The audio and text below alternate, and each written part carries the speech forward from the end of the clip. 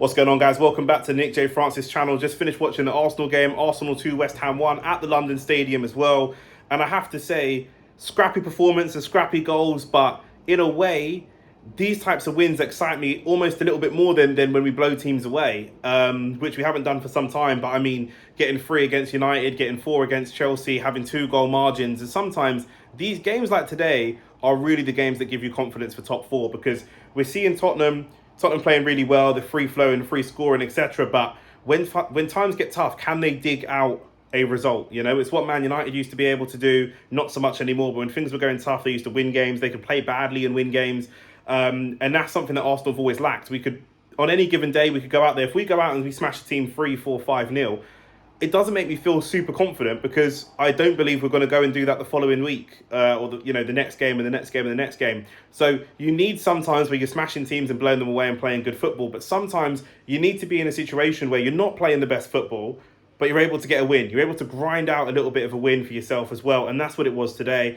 I saw Holding and Gabriel on the team, and I thought I like Gabriel a lot, but I did wonder, are we going to be able to play the ball out from the back without Thomas Partey dropping deep and collecting it, without Ben White playing the ball out and walking it out? You know, maybe we're going to have to score from corners. That was my sort of prediction, and in the end, that's exactly how it was. And I'm super happy for Rob Holding to be able to not be a consistent fixture in the team, have a lot of people doubt him. We all remember Arsene Wenger's comments about him, 3 million coming from Bolton, and, people not respecting him because of his price tag and where he's come from.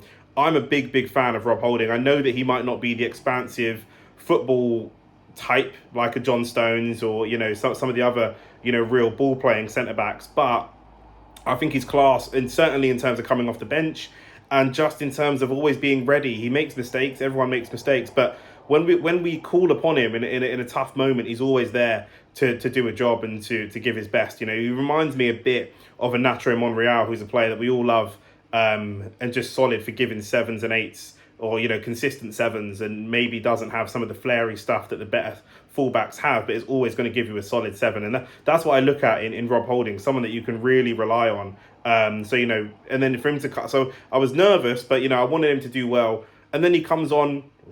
And he gets himself a goal, and it's classic Rob Holding, throwing himself in the air, being physical, being strong. He complete mismatch with Lanzini, and really dominates that box. And then obviously the second goal, the cross from Martinelli and headed in from Gabriel, a power header. You know what I mean? I think it's the new trim that's got Gabriel that goal. I'm not going to lie. So, and obviously Jared Bowen as well. I thought it was offside, but obviously, listen, it wasn't, and it is 2-1. And it was a fight. It was a scrappy game, fouls, and both teams sort of played similarly. I'm not going to say both teams played well, but both teams played similarly. But it's one of those that, these are the games that you need to win. Can you go out and win games where you're not the better team, where you're not necessarily the dominant team, where you're not necessarily blowing teams away? Can you grind those out? We are 4 games away. One of those games is Tottenham. If we beat Tottenham, we're probably 1 win away from securing top 4. If Tottenham drop those points, because they're already 2 points behind us, that'll put them 5 points behind us, and I don't think they'll catch that up. So we're so close to getting top 4, and I really can't underestimate the job that Mikel Arteta has done, because it's going to be revisionist history, as it always is. After we went on a 10-game unbeaten run, and we had some games in hand, people said, if Arsenal don't get top 4, they're bottlers and all the rest of it. And so when the end of the season comes, if we do get top 4, people will diminish what Mikel Arteta has done and what he's achieved this season. But we haven't achieved it yet, if he does achieve it. But you have to remember, at the beginning of the season, nobody was predicting Arsenal to finish top 4. None of the fans, none of the pundits, nobody. It was all about get back in Europe, top 6, youngest team in the division, and build slow. To jump from 8th to 4th, having spent a good amount of money, but all on youngsters, I think that it would be such an amazing achievement. Thought Bukayo Saka was really good today. I like to see him mixing up his attacks, cutting inside, going outside, sometimes going for a cross, sometimes going for a shot. We know he's got technical ability, but he's becoming much more unpredictable and more difficult to control. And obviously it's a bit of a mismatch against Ryan Fredericks as well, who's a good solid centre-back, but a left-back, but not amazing. He's not going to be the toughest competition that Saka's going to come up against. But I thought it was not necessarily a good performance, but a really good result. Going out there with the pressure on them as well. Tottenham beat Leicester fairly comfortably earlier on, and the pressure, Mikel Arteta would have been saying to them, over to you guys, show me who you are, show me what you're about, and show the fans and show everybody what you can do. So there's big pressure on them without a couple of key players, but we keep playing, we keep moving, and talk about Mikel Arteta as a coach, as a manager, man manager, etc. We've lost, since the beginning of the season, we've lost two players that are probably our marquee players: Partey to injury and Aubameyang to a transfer and off the back of bad form and all the rest of it. If we're able to still get top four with those injuries, and those players out without, we're ending the season with a very different looking team to what we started the season with in terms of that core starting 11. I honestly think that he would have done an unbelievable job. And so if he falls slightly short and finishes fifth, I don't want the narrative to be that he's a bottler and he's not this and he's not that. But I'm just super proud of the team at this moment in time, regardless of what happens in the next four games. I'm so proud. I'm so proud of Xhaka for coming back and managing to get himself back in love with the fans and in the hearts of the fans and everything like that. Getting himself player of the month, putting in really, really good performances back to back.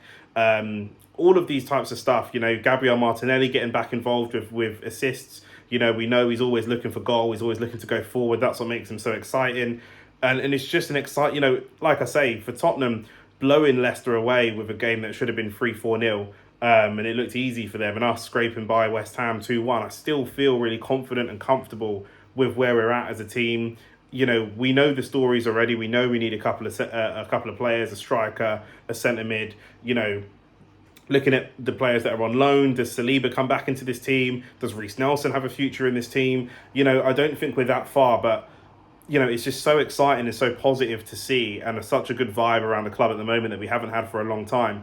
I'm just loving it. I'm just soaking it up and really, really enjoying it. A couple of hairy moments, 1-1. The game could go either way. West Ham made it really difficult. Fair play to West Ham and to Moyes. But to get on the road and go and win these games, I think if we beat Tottenham, we could be securing ourselves top four, which I just didn't think would be happening at the beginning of the season. And everyone would make all sorts of excuses as to Europe and not out of the cups and all the rest of it. But listen, this season and the last season as well was not about winning trophies for us. This season, last season, maybe even next season is about building the club. Building the club for long-term sustainable growth and sustainable success. And under the last few years of Wenger and Emery and stuff like that, we didn't have any success anyway.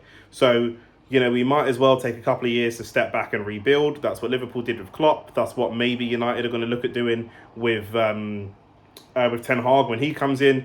And that's what we're doing right now and building this team up from the youngsters, So it was a scary game in terms of the performance, but very proud, very happy with where we're at. 4 games to go. The season's gone so quickly. I can't believe it's 4 games to go until the season's finished. But everything to play for us, and it will make a big difference to signing certain players to new contracts. It will make a big difference to going into the transfer market, and it will make a big difference to the revenue of the club. To get Arsenal back into these Champions League positions would just be amazing to have those Wednesday nights again. So, but yeah, my man of the match was Gabriel. I thought he was good. I thought he was class. A couple of hairy moments, as there is, like I say, he's not the ball playing, composed player, but he does have it in his locker. He does have that ability. Maybe he needs a little bit more confidence. He can play some good football when he's given a little bit of space, a little bit of time. But up against Jared Bowen and Lanzini and Benrahma, they've got a really good attack. West Ham, they're sort of on the fringes of top 4. They're not an easy team to play against, and I thought he did really, really well today and bagged himself a goal as well, game-winning goal. So they're playing with a different defensive partner as well with Rob Holding, and still managed to keep a little bit of consistency. And on that back line, it was really, really good to see Tomiyasu back as well. So hopefully he stays fit for the rest of the season, because he'll be crucial for us. So yeah, that's my take. Gabriel, man of the match. And let's just keep it going. Let's keep going. Let's keep pushing. 4 games left. What more can I say? I'm out. Cheers, guys.